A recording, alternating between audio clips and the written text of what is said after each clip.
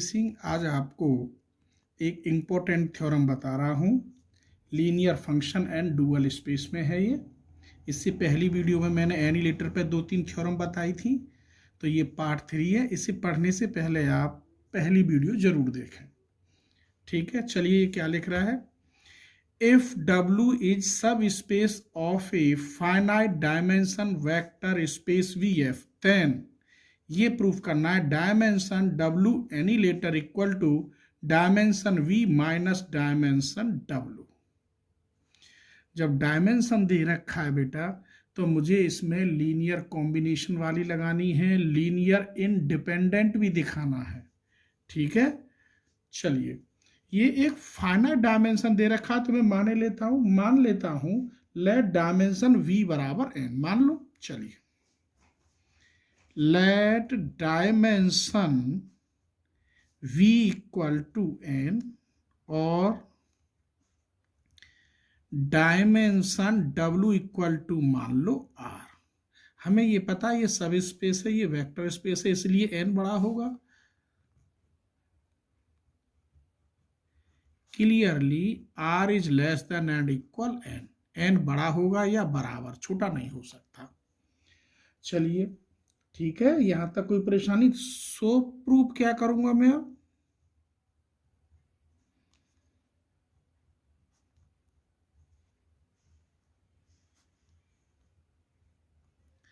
Proof यही देख लीजिए। तो मुझे प्रूफ करना होगा dimension W annihilator equal to या को n नंबर एलिमेंट और ये डायमेंशन कितने हैं R, ये प्रूफ करना होगा, ठीक है। चलिए, तो अब मैं इसे बेसिस के द्वारा सॉल्व करता हूं। लेट S1 इक्वल टू मान लो W1 W2 W3 dot dot WR, क्योंकि मैंने यहाँ R ही माने, ये B basis of W,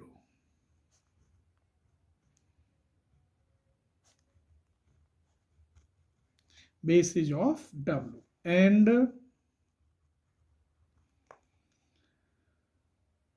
W क्या है, ये सब स्पेस है और वेक्टर स्पेस VF का लिखता हूं, and W is subspace of vector space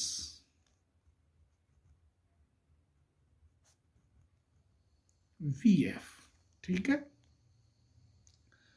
चलिए, एक्सटेंशन थ्योरम से कैसे बनाते हैं इसे। सो बाय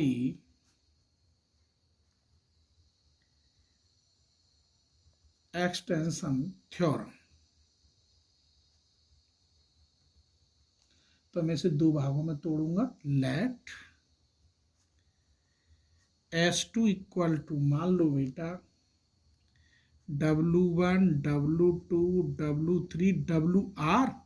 अब वेक्टर ऑफ B के बताऊंगा, तो वेक्टर के मान लो V1 V2 Vn minus R, जितने हैं उनको यहाँ घटा देते हैं। ये मानो 20 तक हैं, तो ये अब 21 से 30 तक हो गए, वो माइनस कर दिए, और ये बेसिस बनेगा V का, ठीक है, is basis of vector space VF।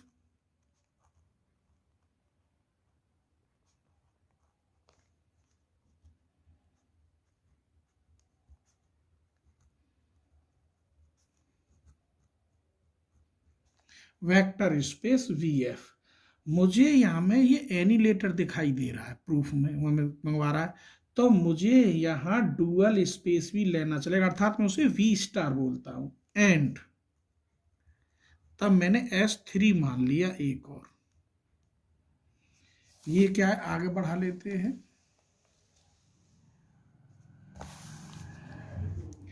S3 equal to phi1 phi2 phi3 dot dot phi R, F1 F2 F3 dot dot Fn minus R is basis of V star.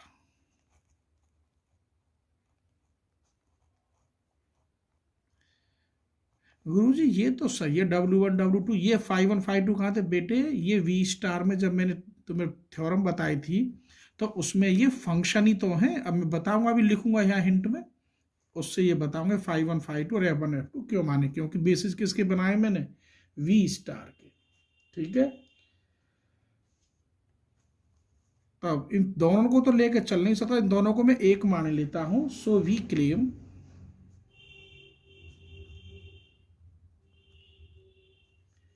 S4 equal to F1 F2 dot dot Fn minus R B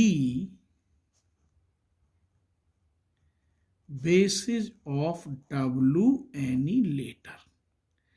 क्योंकि F ही क्यों माना है, क्योंकि उसमें होता है, मैंने डेफिनेशन बताई, यहाँ रफ पे लिख दूं, चलिए यहाँ बना देता हूं, W एनी लेटर बराबर होता है मेरे बच्चों F belongs to V star such that F W equal to 0, जहां पर W बिलोंग करेगा कैपिटल W में। इस एन लीटर को हटा दें तो अब देखिए कि W एन लीटर में तो मुझे कि V के लिए फंक्शन मानना पड़ेगा ना, ये वाला function F1 F2 F3 dot dot, और ये है कहाँ तक, n माइनस R तक, जो कि बेसिस किसके हैं, W एन लीटर के।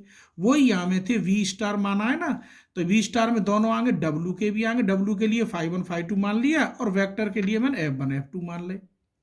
ठीक है, ये basis of W annihilator. Now to prove that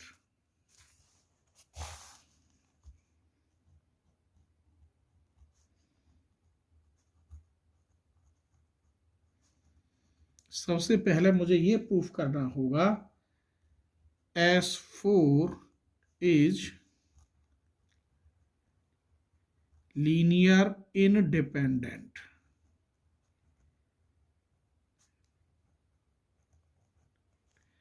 क्या है, linear independent.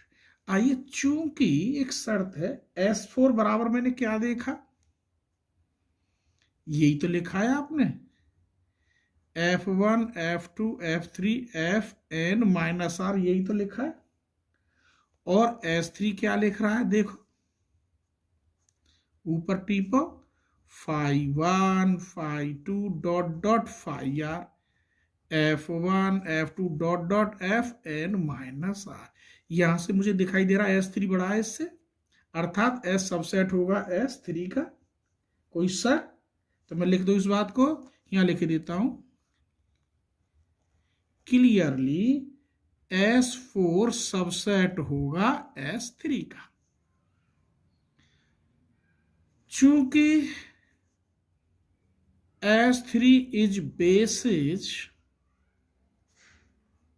Of V star, देख लो ऊपर में लिखा होगा, ये रहा V स्टार का है, इसीलिए जब ये V स्टार का है तो मैं यही आगे बढ़ा रहा हूं, सो दैट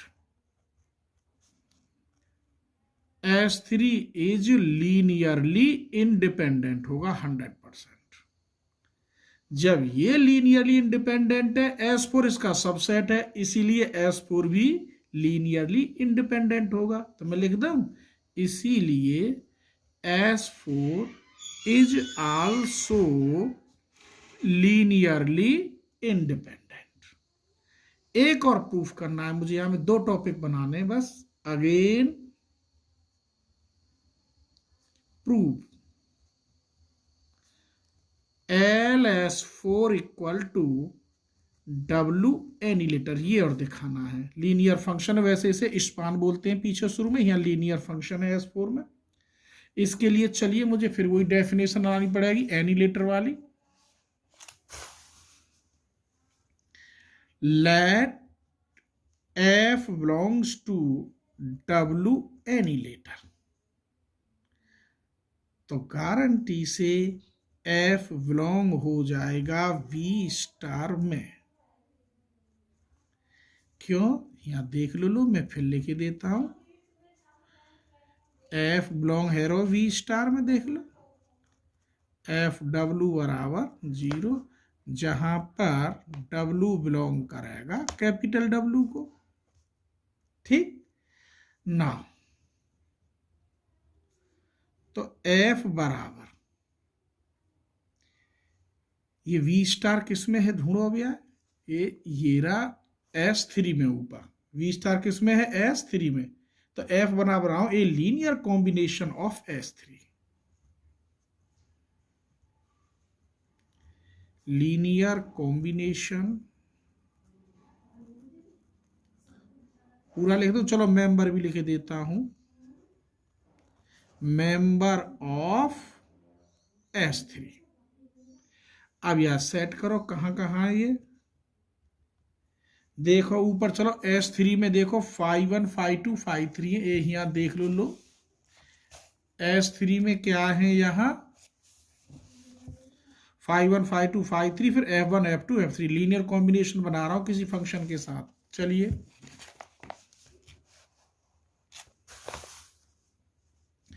तो ये मैंने बना दिया बेटा FW1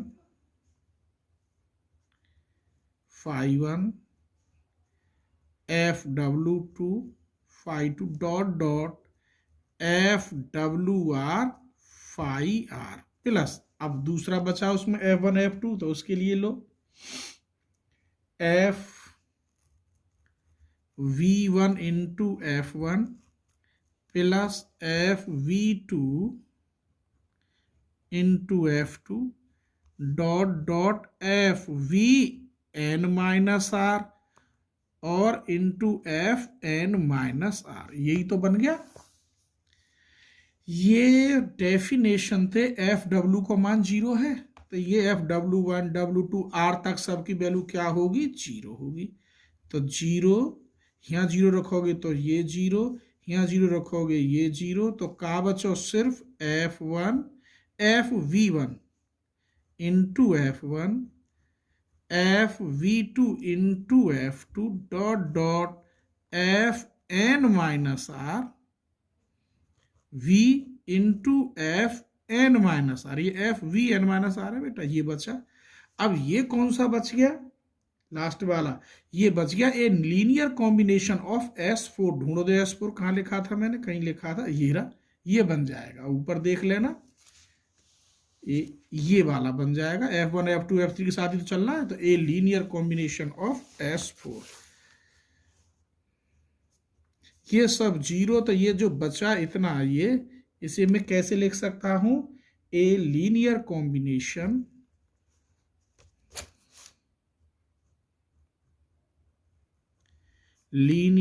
combination member of S4, ठीक। इसका मतलब ये हुआ, जब ये F बराबर a linear combination of S4 बन गया, तो ये LS4 equal to W annihilator, इसका मतलब S4 is basis of W annihilator,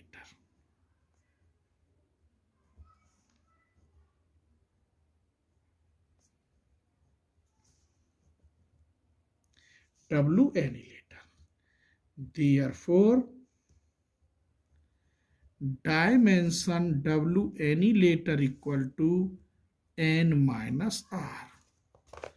बेटा इसे यहीं लिख देता हूं, डायमेंशन W annihilator बराबर N की वैल्यू कितनी होती है, डायमेंशन V, R के लिए डायमेंशन कितना होता है W, या इधर ले आओ, ऐसे भी लिख सकते हैं मेरे बच्चों, dimension W annihilator equal to बचा डायमेंशन V, ठीक है, ये लिख दिया मैंने, dimension W plus dimension W annihilator बराबर डायमेंशन V। यही थ्योरम प्रूफ है, ढंग से करना, very very important for this year. Thank you, धन्यवाद।